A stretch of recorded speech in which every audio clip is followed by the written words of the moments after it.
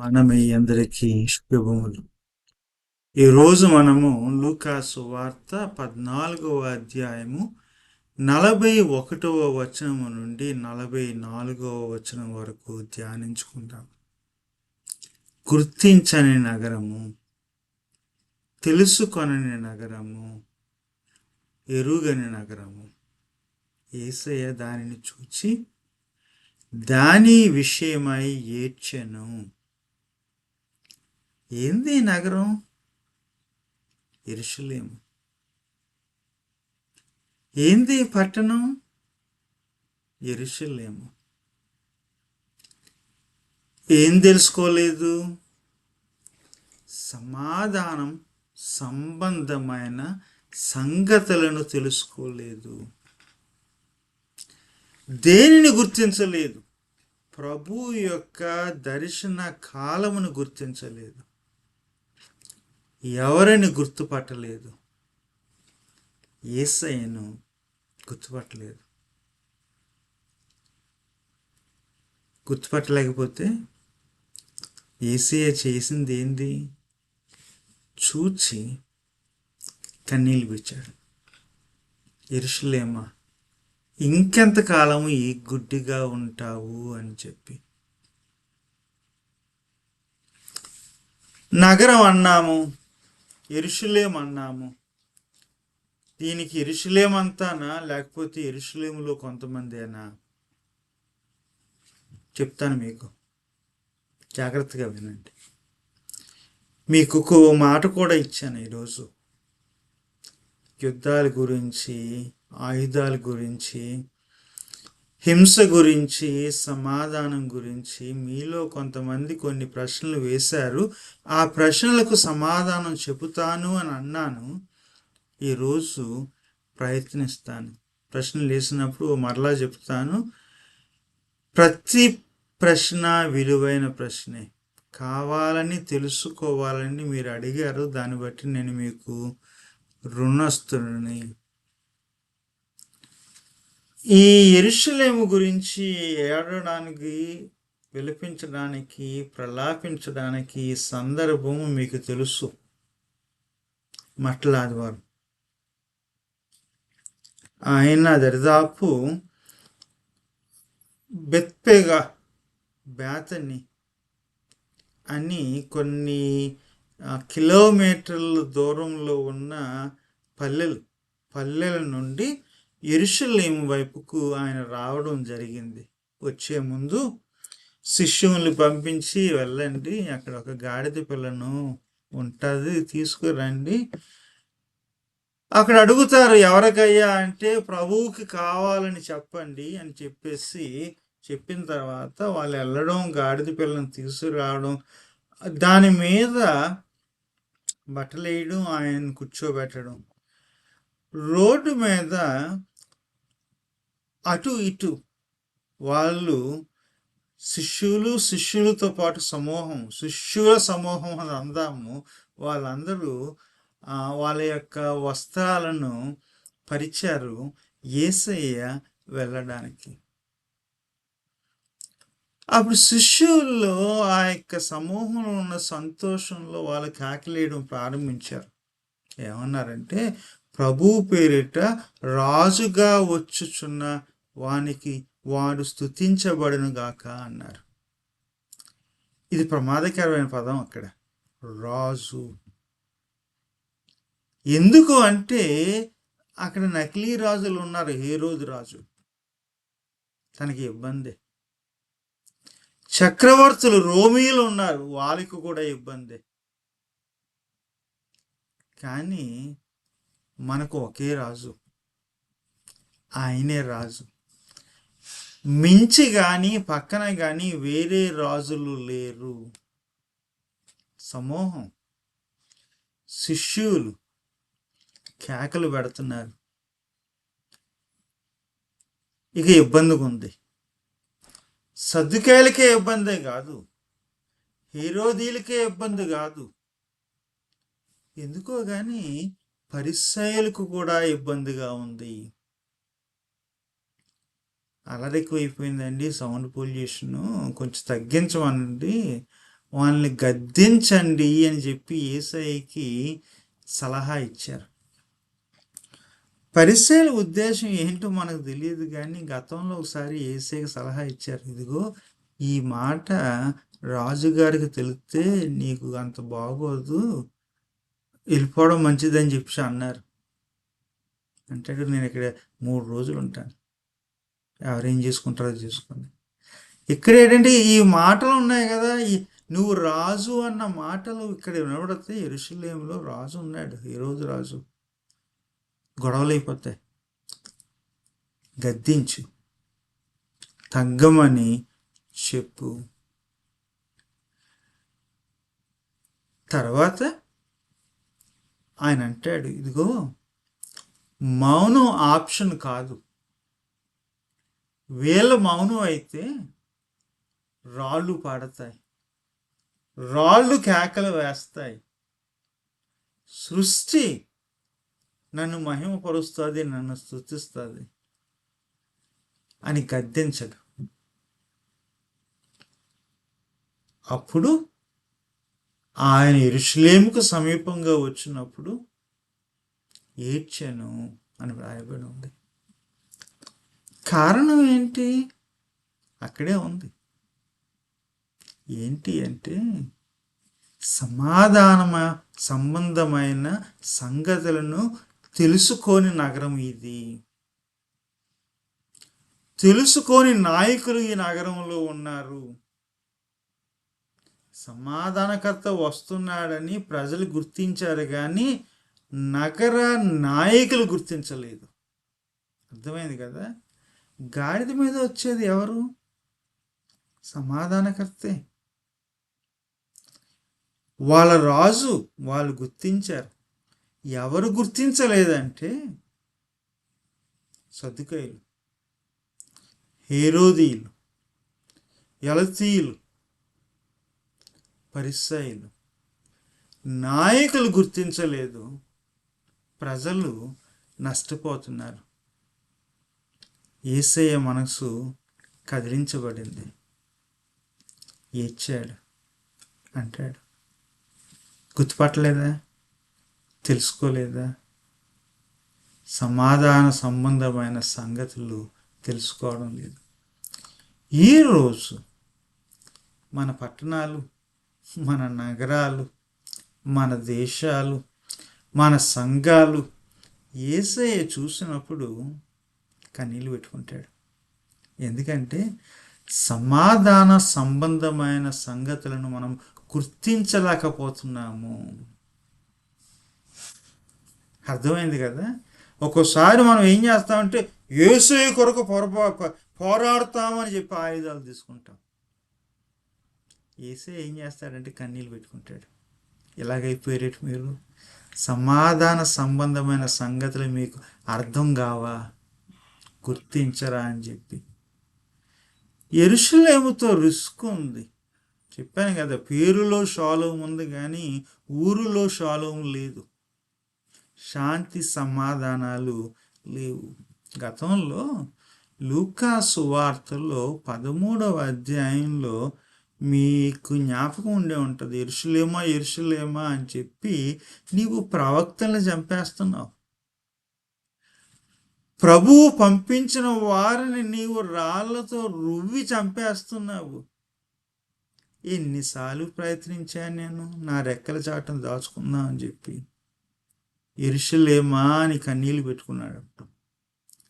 ఇక్కడ మరలా కన్నీళ్ళు పెట్టుకోవాల్సి వచ్చింది. ఎందుకంటే ఎన్ని అవకాశాలు వస్తున్నాయి నీకు సమాధానం కొరకు, ఆ సమాధాన సంబంధమైన సంగతులు నీవు గుర్తించడం లేదు. ఎన్నిసార్లు ప్రభువు నీ దగ్గరకు వస్తున్నాడు సమాధానానికి అవకాశాన్ని ఇవ్వడానికి, నీవు గుర్తించడం లేదు. యెరూషలేం అనగానే ఈరోజు మీరు ఇప్పుడు ఏదేదో ఊహిస్తున్నారు, కానీ నేను 1వ శతాబ్దం గురించి మాట్లాడుతున్నాను. ఇప్పుడు పెద్ద బెటర్ ఏం కాదులేండి, కానీ నేను యెరూషలేం అనగానే లూకా సువార్తలో మాట్లాడినప్పుడు 1వ శతాబ్దంలో 2వ భాగంలో యెరూషలేము గురించి మాట్లాడుతున్నాను. అక్కడ ఏం జరుగుతుంది?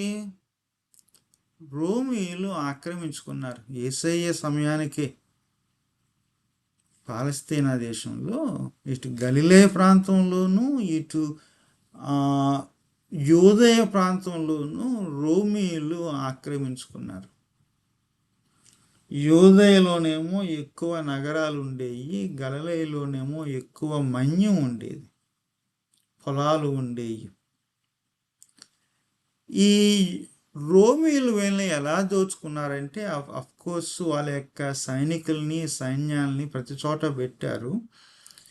ఈ యూదులకి గలిలయలకి ఆ తిరగబడే పద్ధతి ఏంటంటే మనకు కూడా ఆయుధాలు కావాలనే ఆశ వాళ్ళు పుట్టింది. కానీ వేరే వేరే రకాలుగా వారు రోమీయుల మీద రోమీయులను హ్యాండిల్ చేశారు. Let's put it that way. సద్దుకాయలు ఏం చేశారంటే ఇదిగో మనం ఎలాగ వీళ్ళతో మనం పోటీ పడలేము, పంచుకుందాం, అధికారాన్ని పంచుకుందాం, సహకరిస్తే మనకి కాస్తో కోస్తో వాటా వస్తుంది అధికారంలో అని చెప్పేసి సద్దుకాయలు సెటిల్ అయిపోయారు. అందుకనే యెరూషలేములో ఆ యొక్క మందిరంలో వాళ్ళు ఇన్ఛార్జ్గా ఉన్నారు. రోమీలేమో ప్రధాన యాజకుల్ని అపాయింట్ చేసి మాకు కొంచెం మీకు కొంచెం అని వాటాలు తీసుకున్నారు. పరిసయ్యులు ఏం చేశారు? పరిసయ్యులు ఏం చేశారంటే ధర్మాన్ని తీసుకొని అది చేయండి, ఇది చేయండి, అది చేయకూడదు, ఇది చేయకూడదు, అలా చేయండి, ఇలా చేయండి అని ఈ బీద యూదుల మీద గద్దించి ఒత్తిడి తెచ్చి దారిలోకి తీసుకొద్దాము అని అనుకున్నారు. పరిసయ్యులు ఇటు హేరోదీయులతో కానీ సద్దుకాయలతో కానీ రోమీయులతో కానీ ఒకే ఒక సందర్భంలో కలిశారు, యేసయ్యని చంపే సందర్భంలో. ఇంక వేరే విషయాలు బేరసారాలు చేయలేదు. గతంలో ఎప్పుడో కానీ హేరోదు మీద ఒత్తిడికి తీసుకురావడానికి వెళ్ళి మంతనాలు జరిపారు. అది పెద్ద కథేం కాదు, కానీ అది ఒక ఎక్సెప్షన్. కానీ యేసయ్యని చంపడానికి మట్టుకి రోమీలతోనూ ఇలాగా హేరోదుతోనూ వీళ్ళు చేతులు కలపడం జరిగింది. ఆ రోజుల్లో వాళ్ళ యొక్క రాజకీయ పరిస్థితులను బట్టి కొంతమంది సెల్ఫ్ స్టైల్డ్ మెస్సియాలు వచ్చారు. నేను మునగాన్ని, నేను మిమ్మల్ని అందరినీ రక్షించేస్తాను అని చెప్పి. గతంలో మక్కాబీలు వచ్చారు. వచ్చిన తర్వాత వాళ్ళ యొక్క ఆ లైన్లోనే హేరోదీయులు వచ్చారు. యేసయ్య బాల్యంలో, బాగా చిన్నోడు యేసయ్య, ఆ సమయంలో గలిలయలో ఒక వ్యక్తి వచ్చి నాయకుడిని చెప్పుకొని నేనే మెస్సియా అని చెప్పుకొని ఒక ఆర్మీ, ప్రైవేట్ ఆర్మీ, ఒక సైన్యాన్ని నడిపించాడు. చెప్పేవాడు నేను దావీదు యొక్క వంశం అని చెప్పేవాడు, నేను మీ కొరకు రాజుగా వచ్చానని చెప్పేవాడు, నా రాజ్యం వచ్చిన తర్వాత ఇక రోమీలు ఇక్కడ ఉండరు అని చెప్పేవాళ్ళు. మరి రోమీలు ఊరుకుంటారా? ఈ గలిలయలోకి చెందిన ఈ యూదా అనే వ్యక్తిని చంపేశారు. తరువాత యేసయ్య చనిపోయిన తర్వాత ఇలాంటిది ఒకటి జరిగింది. ఎవరు ఆ వ్యక్తి? థ్యూడస్ అని చెప్పేసి తనేం చేశాడు అంటే ఇదిగో నేను యోర్దానుని 2 పాయలుగా చేస్తాను, నేను మోషే ఆ దారిలో వచ్చాను, నేను దావీదుకు వంశానికి చెందినవాడిని, నేను కూడా మెస్సియానని చెప్పి తను కూడా అన్నాడు. రోమీలు చంపేశారు. ఇందాక అన్నాను కదా, గలిలయ నుండి వచ్చిన యూదా ఉన్నాడు కదా, యూదా యొక్క కొడుకు మహనీయం 66 క్రీస్తు సగంలో ఏం చేశాడంటే మరలా తిరగబడ్డాడు. ఇప్పుడు మీకు అర్థం కావాలి, మహనీయం యొక్క డాడీ పేరేమో యూద ఏమో ఏం చేశాడంటే జెలట్స్ అనే ఒక వర్గాన్ని, ఒక ఐడియాలజీని, అతివాదాన్ని స్థాపించాడు. ఈ జెలట్స్ ఏంటంటే మనకంటూ స్వేచ్ఛ కావాలంటే ఆయుధాలు పట్టాలని చెప్పేసి నమ్మేవారు. యేసయ్య శిష్యుల్లో కూడా కొంతమంది వీళ్ళు ఉన్నారు. యూద ఒకడు జలతీయుడు అని అంటారు. జెలట్స్ అని ఎందుకు అంటారంటే వాళ్ళకి జీల్ ఎక్కువ, పౌరుషం, మేము సాధించాలన్న ఆశ. ఎలా సాధిస్తామంటే ఆయుధాలు తీసుకుంటాం, పోరాడుతుందో మేము సాధించగలం అనే నమ్మకం. అందుకని ఎక్కడికి వెళ్ళినా జేబీలో ఒక కత్తి పట్టుకుని తిరిగేవాళ్ళంటే వాళ్ళు. ఏంటంటే ఎవరన్నా మాకు ఎదురొచ్చారంటే, రోమీల తరఫున కనబడ్డారంటే వాళ్ళని అంతం చేస్తామని చెప్పే మనుషులు వీళ్ళు. సద్దుకాయలేమో అధికారంతోనూ ఆదాయంతోనూ, పరిసయ్యులేమో ధర్మంతోనూ గద్దించడంతోనూ, జలతీయులేమో ఆయుధాలతోనూ కండబలంతోనూ సాధిందాము అని అనుకున్నారు. అలాంటి సమయంలో యేసయ్య రావడం వీళ్ళకి అర్థం కాలేదు. ఈయనేటి అధికారం అంటలేదు, ఆదాయం అంటలేదు, ఈయనేంటి గద్దించడం లేదు, ఈయనేంటి ఆయుధాలు తీసుకుంటడం లేదు. యెరూషలేం వస్తున్నాడు. దేని మీద వస్తున్నాడు? గాడిద పిల్ల మీద, ఆయుధాలతో కాదు. అది యేసయ్య మార్గము కాదు. ఎవరన్నా ఆయుధాలతో యుద్ధాలు చేస్తుంటే యేసయ్య విలపించాడు. అప్పుడు మీకు ప్రశ్న రావచ్చు, మరి గతంలో జరగలేదా అండి అని చెప్పి. ఒక మాట చెప్తాను, నీ ఆయుధాల మీద నా ఆయుధాల మీద ఆధారపడేవాడు దైవం కాదు. నీ ఆయుధాలతోనూ నా ఆయుధాలతోనూ నా దైవానికి అవసరం లేదు. ఆయుధాలతో మేము సాధిస్తాము, మా దైవానికి మా ఆయుధాలు కావాలని మీరు అనుకున్నారంటే దైవాన్ని అపార్థం చేసుకున్నారు. ఆయుధాలే మన దైవాలు అయిపోయింది.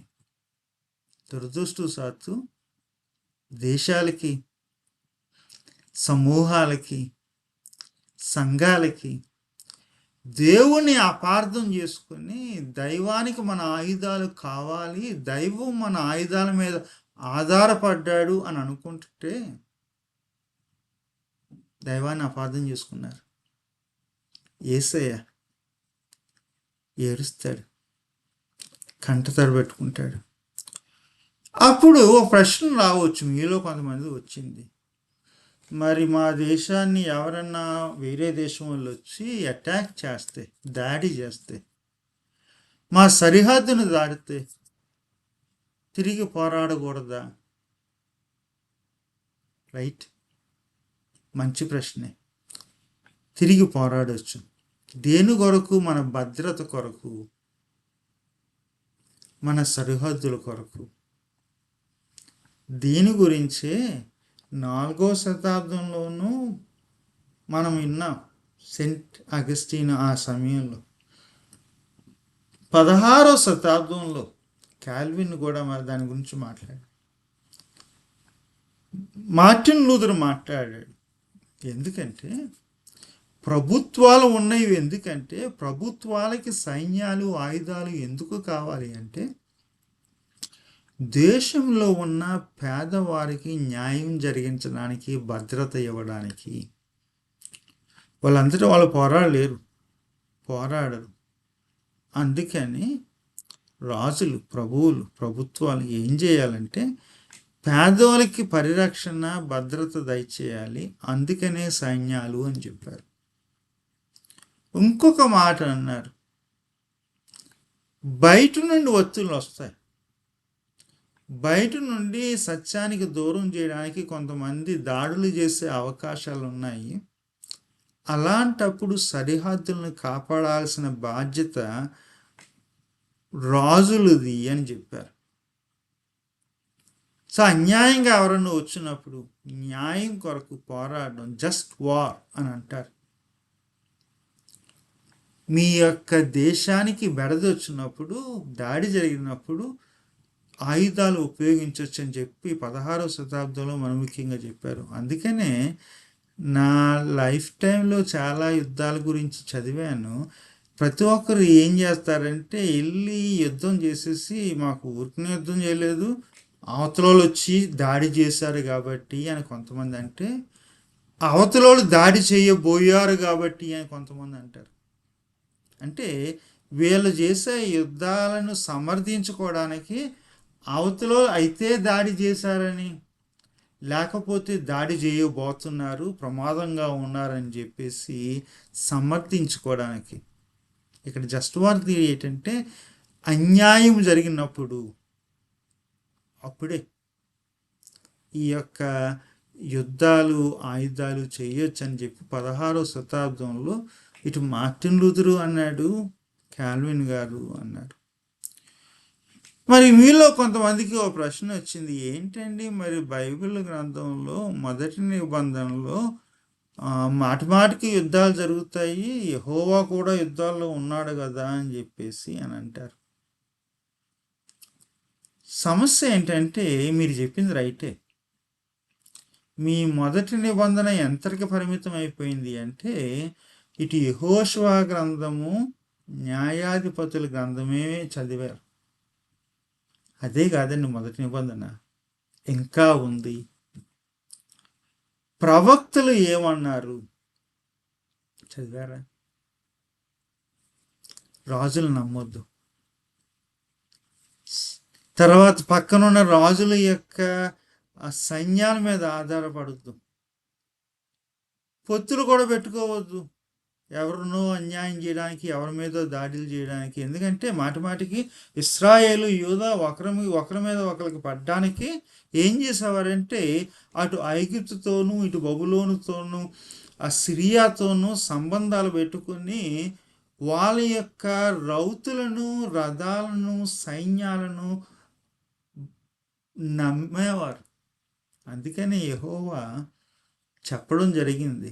యెహోవా ఇచ్చిన వాక్యం ఏంటంటే, ఇదిగో మీ యొక్క కండబలాన్ని నమ్మొద్దు, మీ రథాలని, రౌతుల్ని, మీ సైన్యాలను, ఆయుధాలను నమ్మొద్దని మరలా యెహోవా సెలవు ఇవ్వడం జరిగింది.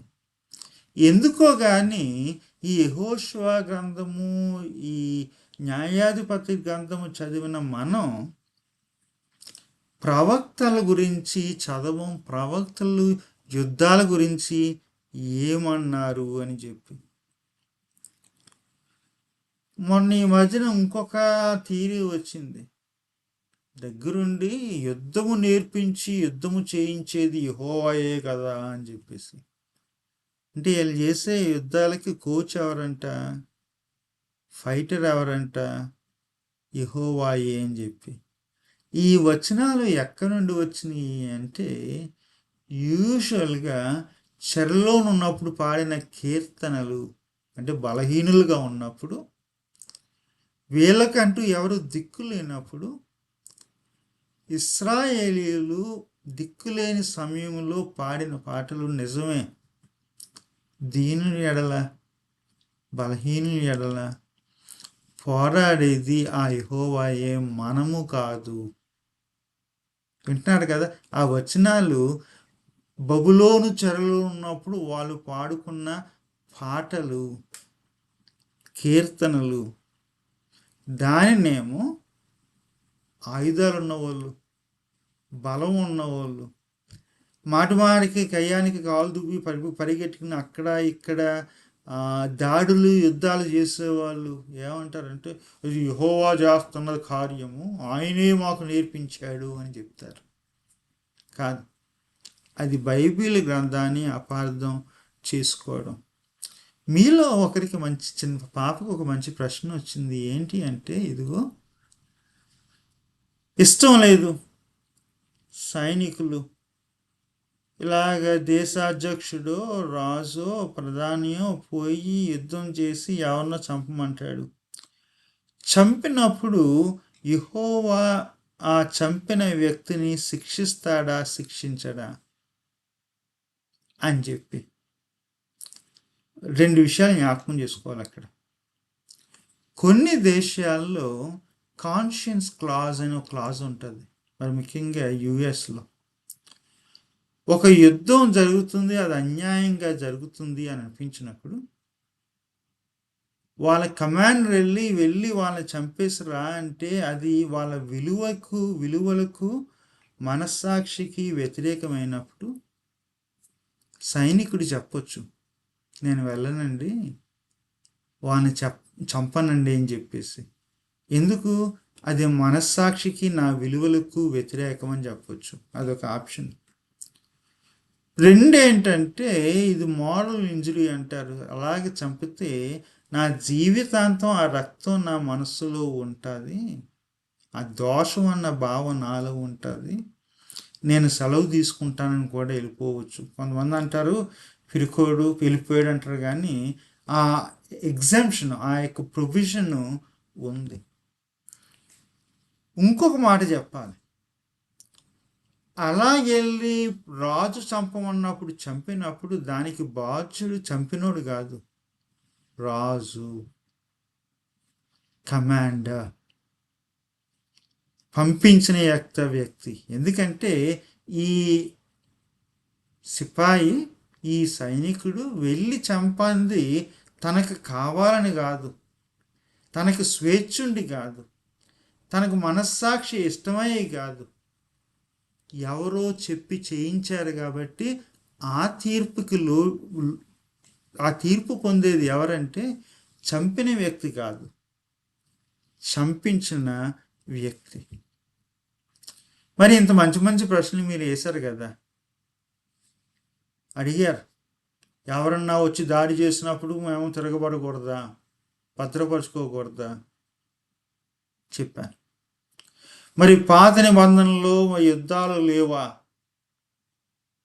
దానికి కూడా సమాధానం చెప్పాను. మరి రాజులు పంపించినప్పుడు చంపాలి కదా, యుద్ధం చేయాలి కదా, దానికి కూడా సమాధానం చెప్పాను. మరి నేను కూడా ప్రశ్న అడగొచ్చు కదా మిమ్మల్ని, యుద్ధాల గురించి యేసయ్య ఏమన్నాడు? అప్పుడు నా వైపు చూసి అంటారు, యుద్ధం వచ్చినప్పుడు బైబిల్ పక్కన పెట్టాలండి అంటారు మీరు. కొంతమంది, మీరు కాదులేండి. కోపం వచ్చినప్పుడు, యుద్ధం వచ్చినప్పుడు క్రీస్తుని పక్కన పెట్టాలండి, క్రీస్తు చెప్పింది చేస్తే ప్రాక్టికల్గా పనులు అవ్వవు అని అంటారు. ఒక మాట చెప్తాను, క్రీస్తుని పక్కన పెట్టాము అంటే మనం క్రైస్తవులం కాదు.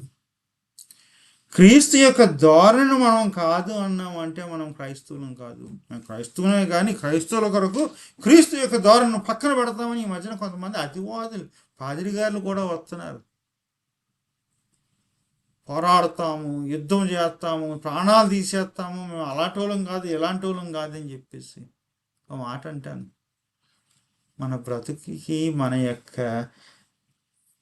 వ్యవహారాలకి, మన యొక్క అలవాట్లకి, మన యొక్క ఆలోచనకి, ప్రతిదానికి కేంద్రం ఎవరంటే క్రీస్తే. క్రీస్తే ఏమంటాడు యుద్ధం గురించి? క్రీస్తు ఏమంటాడు సమాధానం గురించి? యేసయ్య మనసులో ఏముంటుంది చూస్తున్నాం కదా. నా యేసయ్య, మన యేసయ్య ఏమంటాడంటే సమాధాన సంబంధమైన సంగతులను గుర్తించండి అయ్యా, ఎంతకాలం గుర్తించుకునే ఉంటారు అమ్మా అని కన్నీళ్ళు పెట్టుకుంటాడు. ఇక్కడ ఇదే జరుగుతుంది. యెరూషలేమా, షాలోం ఎక్కడ? షాలోం అంటే యుద్ధం లేకపోవడమే కాదు, అది ఒక అర్థం. సమాధానం అంటే ఆ రోజుల్లో క్షేమం. చిన్నప్పుడు అప్పుడు ఫోన్లు లేవులేండి. నేను కాలేజీకి వెళ్ళినప్పుడు అమ్మకి, నాన్నకి, అక్కలకి, చెల్లికి ఉత్తరం రాసి నేను క్షేమంగా ఉన్నాను, మీరును క్షేమంగా ఉన్నారని అనుకుంటున్నానని ప్రతి ఉత్తరం మొదలుపెట్టు అని. ఏంటి క్షేమం?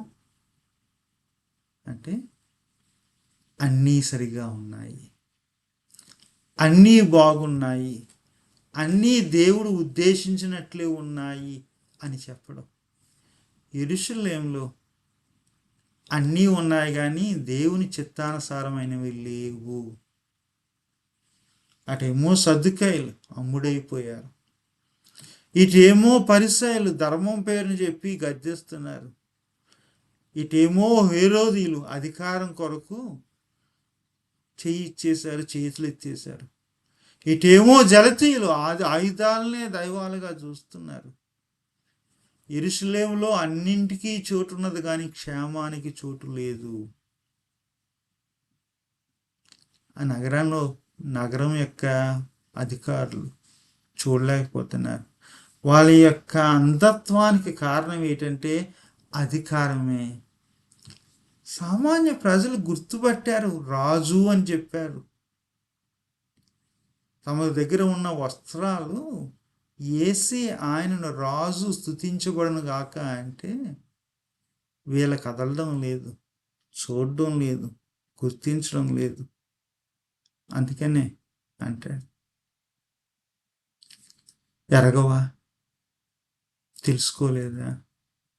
దర్శనకాలం నేను వస్తున్నాను, నేను వచ్చాను, మీకు సమాధానానికి క్షేమానికి అవకాశం ఇస్తున్నాను. దర్శనకాలం అంటే నిర్ణయకాలం, ప్రభువు దినం, అవకాశం ఇచ్చే కాలం.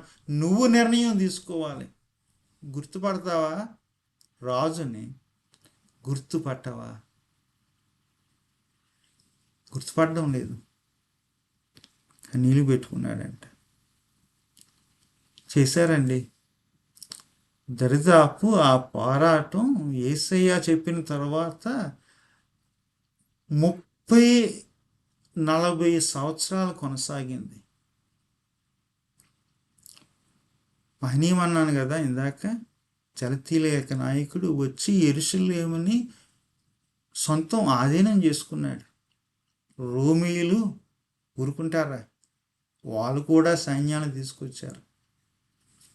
70వ సంవత్సరం క్రీస్తు శకం యెరూషలేము నగరాన్ని శిథిలం చేసేశారు. యేసయ్య అన్నట్టే, యేసయ్య అనుకున్నట్టే శత్రువులు నగరం చుట్టుముట్టారు, గట్టుగట్టారు, ఇక బయటికి వెళ్ళడానికి అవకాశం లేకుండా చేశారు.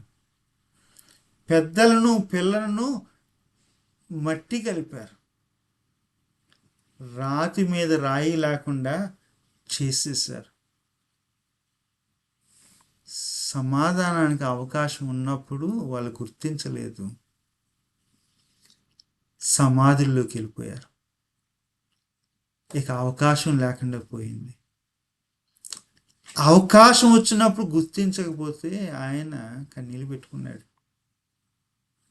మన క్రైస్తవ సంఘాలు, సమూహాలు, మన దేశాలు ఆ సమాధాన సంగతులను గుర్తించకపోతే ఈరోజు కూడా ఆ యేసయ్య కన్నీళ్ళు పెట్టుకుంటాడు. ఈ ఎర్ర బస్సులు ఉన్న కాలంలో నేను ప్రయాణం చేసేవాడిని. ఎక్కువగానే ఉన్నాను కానీ అప్పుడు నిద్ర వచ్చేసేది. బస్ స్టేషన్లో కూర్చొని బస్సు ఎప్పుడు వస్తుందా అని చూస్తే ఒకసారి వెళ్ళి అడిగేవాడిని కుదురుకుండా. విచారణ కేంద్రం అంటే చూడలేదా సార్, వచ్చిపోయింది అని చెప్పేసి ఇంకొక 3-4 గంటలు కూర్చోవాలి మళ్ళీ బస్సు వచ్చే వరకు. ప్రభు యొక్క దర్శన కాలం ఎప్పటికప్పుడు యేసయ్యలో వచ్చింది, మరలా యేసయ్య మాటల ద్వారా వస్తుంది. మన నాయకులు, మన ప్రధానులు, మన అధ్యక్షులు, మన సమూహాలు గుర్తించడం లేదు. ఆ రోజు యేసయ్య ఇచ్చాడు, ఈరోజు మనం కూడా కన్నీళ్ళు పెట్టుకోవాలి. మెలకుగుందాము, సమాధానమైన సంగతులను గుర్తిందాము, సమాధానాన్ని గురించి చెబుదాము, నమ్ముదాము. ఉంటాను మరి, సెలవు.